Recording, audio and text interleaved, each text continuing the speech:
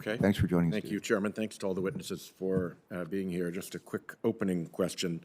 Ms. Oberden, what federal standards must Del Mar adhere to with regard to cybersecurity? Whatever is put out there for us to follow. We don't have any specific standards at this point for cybersecurity. We follow. I think that's my point. Thank you. Yeah. Mr. Sullivan, Boston Water, what federal standards are you obliged to follow regarding cybersecurity? The only federal requirement was we needed to follow WEA, and we needed to self-certify that we looked at our systems, we came up with a plan. And that's the only standards that I know of. Mr. Pratt, your county? No mandates. So I think that's a pretty open situation. My view of this is that the federal government, by and large, has done a pretty good job of defending its cyber systems. When there is a hack, it's a big one because we have boatloads of info, but by and large, federal agencies have been fairly good. The Defense Industrial Base has done quite a good job at defending itself because it's put under immense pressure by the Department of Defense to make sure that it does defend itself. The financial system is heavily regulated, and as a result, the financial system has done a very good job of defending itself. Local government has very mixed views. The town of East Greenwich in Rhode Island sustained a ransomware hack, but it was prepared. They quickly shut down their systems. They had backups that were current, that they could roll right in quickly. They had a disaster recovery plan, and it took a lot of work, but they were able to pay no ransom and get back up and operating and lose no data because they were prepared. Paid no ransom because they were prepared. And one of the reasons they were able to do that was because another Rhode Island municipality had very bad luck, and it had to pay. And our Rhode Island State Police cyber unit did a very good job of going and banging on the doors of our 39 municipalities and saying, look, guys, this just happened. Everybody has to be ready. And so that change happened, and East Greenwich was ready and did a very, very good job. The worst place in the country that I can think of right now is privately owned critical infrastructure, because they've successfully defended against being under anything other than the voluntary NIST framework program, which is totally voluntary. And it's immensely frustrating to me, having worked in this space since my time on the Intelligence Committee a long time ago, that we've known about ransomware for over a decade, right?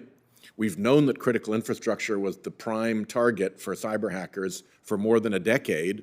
We've spent billions of dollars to defend critical infrastructure through Homeland Security, through the Department of Defense and other places. And what did we get? We got a ransomware attack on critical infrastructure, and it succeeded. Why people didn't get fired over that, I do not know.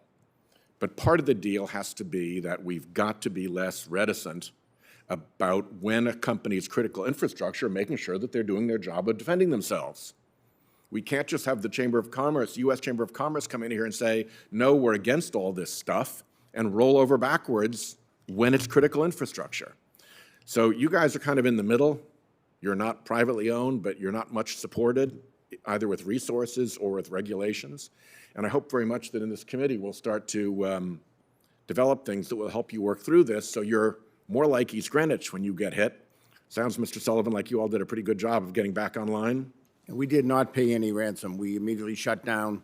We didn't even communicate with them. Yep. And we sought the resources. But we had a plan already because we were required to do that. The problem we have with us, we got the ransomware because an employee opened up an email despite the training we had. Yep. And it takes constant training, and that's the biggest problem for the large utilities. Yep. Cybersecurity, the element of people watching out all the time. Everyone assumes the email comes in, it looks good, looks at open this You attachment. click the attachment and you're in. suddenly they're in. Yep. Yeah. If I could mention just one additional thing that doesn't really bear on this committee, but I'm hoping we can get it done bipartisan and maybe even by unanimous consent. Senator Graham, Senator Tillis, Senator Blumenthal, and I have a bill to help with criminal enforcement of people who attack our critical infrastructure. It makes hacking qualify for a bunch of predicates like RICO and money laundering and so forth. It deals with bots and botnets. In my view, there is no good bot and there is no good botnet, but the authority to go after them before they become... Maybe a Shaylin bot. Before they become, sorry, B-O-T, not B-H-A-T-T.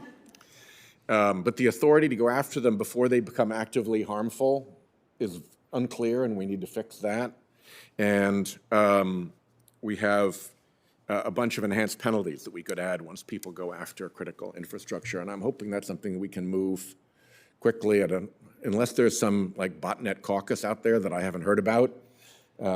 These are things that the Department of Justice has long asked for, and it would provide some additional backstopping for all of you, because nothing like people going to jail to help knock behavior down. So thank you, Chairman, for drawing our attention to this. Thank you to the ranking member for making this a good bipartisan hearing, and look forward to working with you all on this subject. Terrific witness.